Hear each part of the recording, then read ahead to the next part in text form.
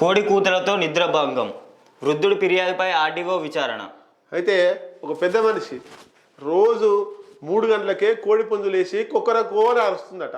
కుక్కరకో అని అరవగానే ఆ పెద్ద మనిషి లేచి కూర్చుంటుండు. నిద్ర ఖరాబ్ అవుతుందని చెప్పి ఆయన ఏం చేసిండు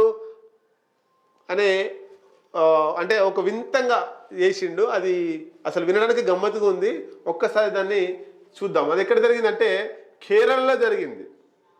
కేరళలోని పదనంతిట్ట జిల్లా పల్లికల్ గ్రామవాసి అయిన రాధాకృష్ణ, ఆ పెద్ద మనిషి పేరు రాధాకృష్ణ. ఆయన ఏం చేసిండు మరి, అనిల్ ఇంట్లో పక్కనే ఈ రాధాకృష్ణ అంట ఆయన ఇంటి పక్కన కేసు వేసిన ఆయన పేరు రాధాకృష్ణ, కోడి కేసు.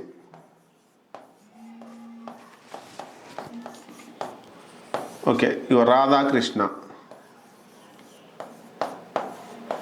ఈయన ఇంటి పక్కన అనిల్ అనే వ్యక్తి నివసిస్తాడు, ఇరుగు పొరుగు వాళ్ళు. అయితే అనిల్ ఇంట్లో కోడి పుంజును పెంచుకుంటుండట. ఒక కోడి పుంజు మంచిగా, ఇది అదే కోడి పుంజు.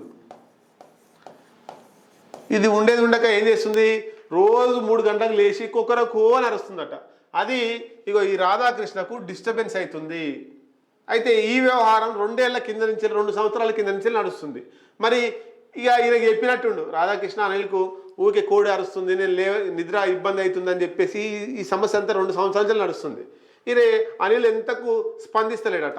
ఏం చేయాలి మరి అని చెప్పేసి ఇక అడూర్ అనేటువంటి ఆర్డీఓ కార్యాలయంలో రాధాకృష్ణ పోయి కంప్లైంట్ చేసిండు. ఏమని, పై అంతస్తులో అనిల్ ఉంటుండు, ఆ అనిల్ ఇంటికి కోడిపుంజు ఉంది, దానివల్ల 3 గంటలకే లేచి నన్ను డిస్టర్బ్ చేస్తుంది, దానివల్ల నిద్ర ఖరాబ్ అవుతుందని చెప్పేసి రాధాకృష్ణ ఆర్డీఓ ఆఫీస్లోనే ఫిర్యాదు చేసిండు.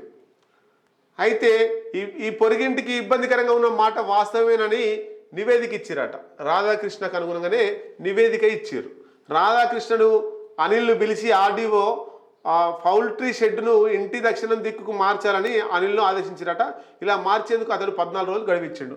మొత్తం మీద ఈ షెడ్డు, ఈ కోడికి ఉన్నటువంటి షెడ్డును ఈ రాధాకృష్ణ ఉండే నివాసానికి కొంచెం దూరంగా పెట్టాలి. దూరంగా పెడితే ఆయనకు డిస్టర్బ్ ఉండదు అనేటువంటి మొత్తం మీద కోడి తెచ్చిన కేసు అది ఆర్డీఓ ఆఫీస్ దాకా పోయింది.